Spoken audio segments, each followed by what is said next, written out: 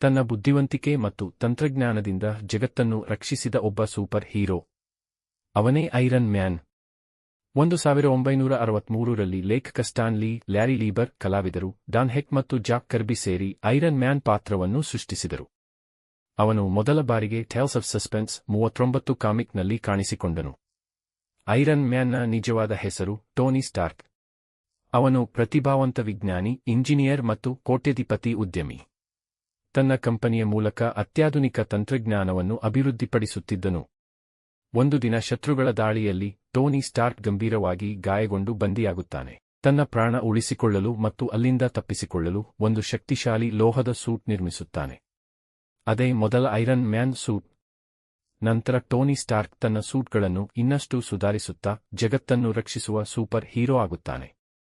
ಅವನ ಸೂಟ್ ಹಾರಬಲ್ಲದು, ಅಪಾರ ಶಕ್ತಿ ಹೊಂದಿದೆ, ಲೇಸರ್ ಆಯುಧಗಳು ಮತ್ತು ಕೃತಕ ಬುದ್ಧಿಮತ್ತೆಯ ಸಹಾಯದಿಂದ ಅತ್ಯಾಧುನಿಕ ಸಾಮರ್ಥ್ಯಗಳನ್ನು ನೀಡುತ್ತದೆ. ಐರನ್ ಮ್ಯಾನ್ ಅವೆಂಜರ್ಸ್ ತಂಡದ ಪ್ರಮುಖ ಸದಸ್ಯನಾಗಿದ್ದು, ಕ್ಯಾಪ್ಟನ್ ಅಮೆರಿಕ, ಥೋರ್, ಹಲ್ಕ್ ಮತ್ತು ಬ್ಲ್ಯಾಕ್ ವಿಡೋ ಜೊತೆಗೂಡಿ ಅನೇಕ ಅಪಾಯಗಳನ್ನು ಎದುರಿಸುತ್ತಾನೆ. ಅವನ ಅತ್ಯಂತ ದೊಡ್ಡ ಹೋರಾಟ ಥಾನೋಸ್ ವಿರುದ್ಧ ನಡೆಯುತ್ತದೆ. ಅವೆಂಜರ್ಸ್ ಎಂಡ್ಗೇಮ್ ಸಿನಿಮಾದಲ್ಲಿ ಇನ್ಫಿನಿಟಿ ಸ್ಟೋನ್ಸ್ ಬಳಸಿ ಥಾನೋಸ್ ಮತ್ತು ಅವನ ಸೇನೆಯನ್ನು ಸೋಲಿಸಲು ಟೋನಿ ಸ್ಟಾರ್ಕ್ ತನ್ನ ಜೀವವನ್ನೇ ತ್ಯಾಗ ಮಾಡುತ್ತಾನೆ. ಅವನ ಕೊನೆಯ ಮಾತುಗಳು I am iron man cinema ಇತಿಹಾಸದ ಅತ್ಯಂತ ನೆನಪಿನ ಕ್ಷಣಗಳಲ್ಲಿ ಒಂದಾಗಿದೆ. ಐರನ್ ಮ್ಯಾನ್ ನಮಗೆ ಒಂದು ಮಹತ್ವದ ಪಾಠ ಕಲಿಸುತ್ತಾನೆ. ನಿಜವಾದ ಶಕ್ತಿ ಸೂಪರ್ ಪವರ್ನಲ್ಲಿ ಅಲ್ಲ, ಬುದ್ಧಿವಂತಿಕೆ, ಧೈರ್ಯ ಮತ್ತು ತ್ಯಾಗದಲ್ಲಿದೆ. ಇದೇ ತಂತ್ರಜ್ಞಾನದ ಅದ್ಭುತ ಹೀರೋ ಐರನ್ ಮ್ಯಾನ್ನ ಇತಿಹಾಸ.